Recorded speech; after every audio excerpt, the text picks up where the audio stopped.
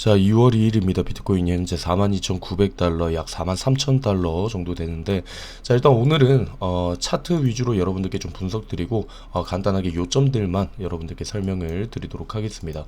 자, 일단 1시간 봉입니다. 1시간 봉 캔들로 봤을 때 지금 아래 구간 계속해서 지지를 해주는 모습 볼 수가 있죠. 그리고 이전 같은 경우에는 고점을 계속해서 갱신을 하는 모습이었는데 지금은 계속해서 밑으로 눌리는 형태의 패턴을 보이고 있습니다.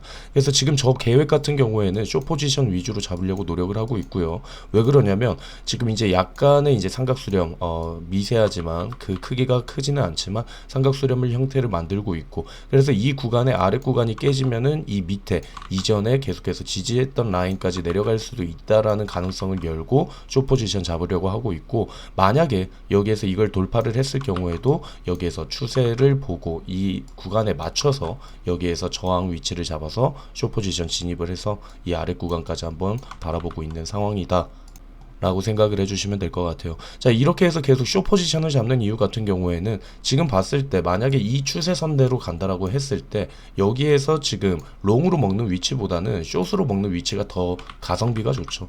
그렇기 때문에 숏 포지션을 유지한다라는 점이고, 자, 그리고 이제 RSI 같은 경우에도 우리가 확인을 해보면 이게 끝난 건지 안 끝난 건지는 잘 모르겠는데 지금 약세 다이버전스 계속해서 보여요. 일반 다이버전스는 여기에서 가격 이렇게 올렸죠. 올리면서 RSI는 밑으로 빠지는 형태. 그리고 여기에서 조금 더 진행이 됐을 때 과장된 다이버전스까지 이런 식으로 내려왔을 때 RSI가 지금 밑으로 빠지는 형태, 이 부분을 계속해서 바라보고 있기 때문에 일단은 약세 쪽으로 무게를 좀 실지 않을까 생각을 하고 있고요.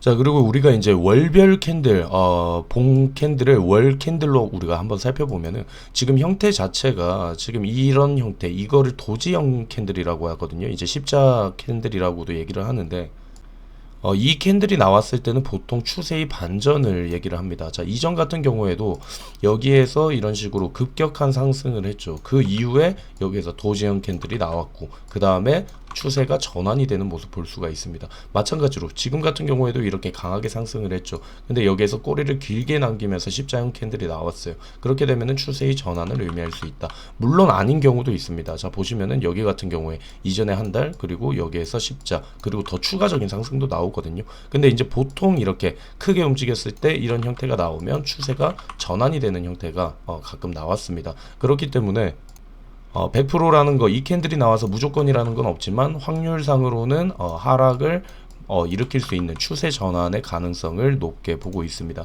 그래서 도지형 캔들도 여러분들이 알아두시면 좋을 것 같아요. 이 말 뜻이 뭐냐면 장중에 큰 등락이 있었고 일반 도시보다 이게 팽이형 캔들, 이 꼬리가 길면 길수록 추세 전환의 신호가 높을 수도 있다. 그래서 이제 고점에서 이게 형성이 됐다라고 하면은 매도의 신호로 보통 보는 경우가 있거든요. 그래서 일단 월별 캔들상 도지형 캔들이 나왔기 때문에 이번 달 추세 전환의 가능성도 일단 열어두고 있다라는 점 참고하시면 될 것 같습니다. 자, 다음으로 2월 1일이죠. 2월 1일 날 있었던 파월.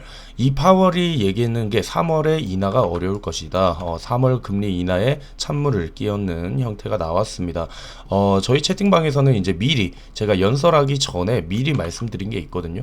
아직 금리 인하 시기를 확정짓기에는 시기상조다. 이 발언이 나오냐 안 나오냐가 이제 중요한 포인트라고 했는데, 금리 인하를 서두르지 않겠다라는 제스처를 취하면 금리 인하를 생각했던 부분이 실망되면서 하락을 부추길 수 있다.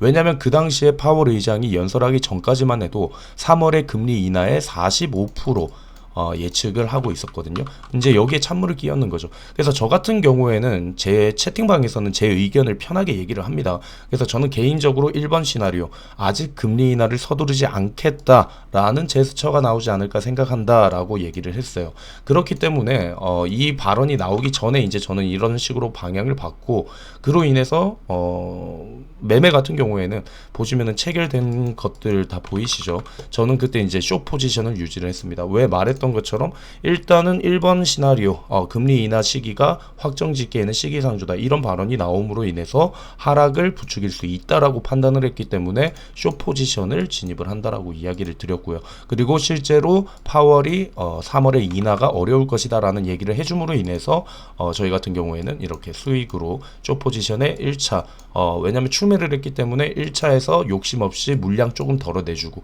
그리고 원하는 위치까지 2차 매도해주고, 그리고 마지막에 상황 보고 여기에서 다시 올라가기 때문에 마지막 남은 물량은 정리를 해서 수익으로 마무리하는 이런 형태로 매매를 했습니다. 그래서 수익률은 30%, 100%, 21% 이렇게 나눠서 매도를 했고요.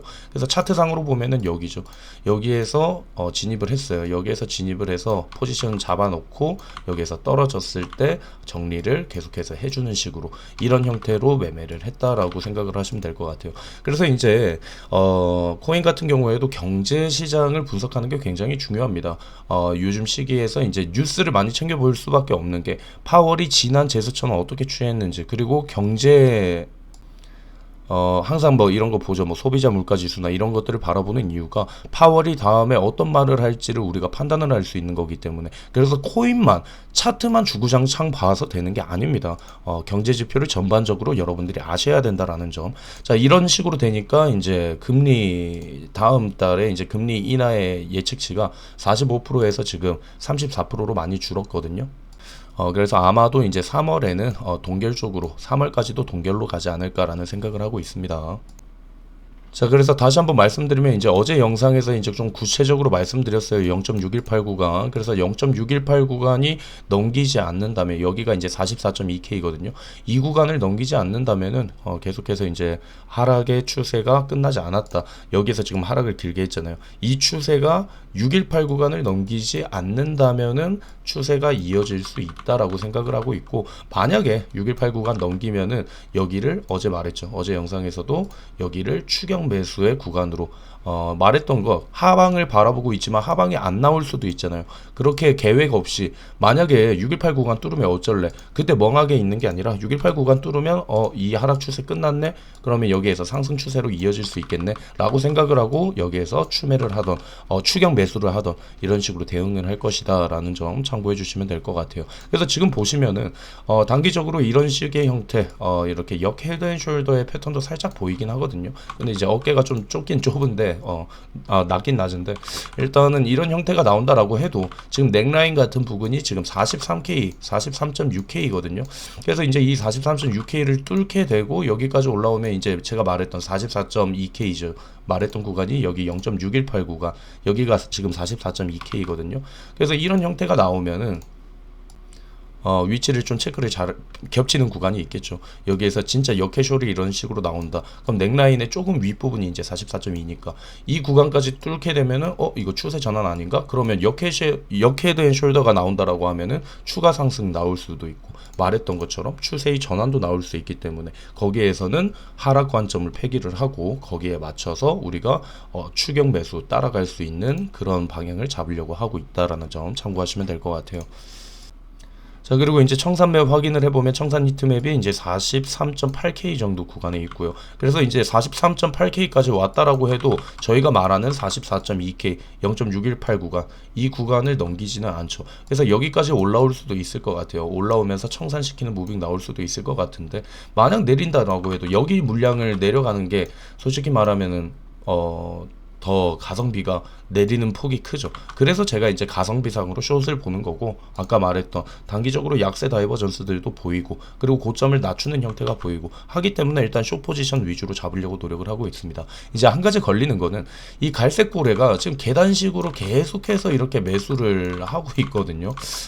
그래서 이 갈색 고래, 결국은 이 큰 고래들이 움직이는 게 따라가는 게 맞긴 맞는데, 일단은 단기적으로 이 고래들도 물리는 경우도 있고 합니다. 근데 일단은 갈색 고래가 이렇게 꾸준히 매집을 한다라는 게 이게 보통 기관급 정도거든요. 엄청 큰 고래들인데 이게 한 가지 걸리기는 하지만, 근데 말했던 것처럼 기관들은 뭐 6개월, 뭐 1년 이렇게 보는 게 아니에요. 거의 막 2년, 3년을 보는 거가 이제 기관들이기 때문에, 그래서 단기적으로 이런 식으로 이제 계속해서 차곡차곡 쌓아간다라고 생각을 해도 조정은 나올 수가 있기 때문에 일단은 그런 식으로 방향을 바라보고 있다. 말했던 여러 가지를 종합하고, 그리고 어제 또 이제 하락 끝나지 않았다라는 이유에 대해서 여러 가지를 말했기 때문에 종합적으로는 계속해서 조정을 기다리고 있다라는 점 참고해 주시면 될 것 같습니다. 그래서 이 아래 구간 추세선만 깨지면은 하방 압력이 좀 강해질 수 있지 않을까 생각하고 있다라고 생각해 주시면 될 것 같습니다. 일단 오늘 영상은 여기에서 간단히 마무리하도록 하겠습니다.